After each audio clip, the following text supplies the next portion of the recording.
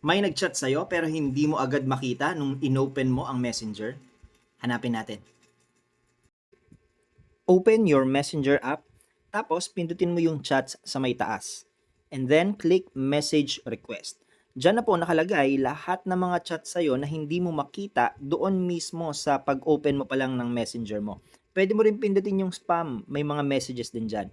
Ngayon, paano natin gagawin na hindi na siya mapupunta sa message request yung mga chat sa'yo? Ang gawin mo, pindutin mo yung choose who can message you, and then yung friends of friends on Facebook, click mo yan, piliin mo chats. Then, click back. Then, yung others on Facebook or Messenger, sadly, hanggang message request lang talaga kapag wala kayong mutual friends. So, babalikan mo talaga yan sa message request. That's it for our tutorial. I know may natutunan ka.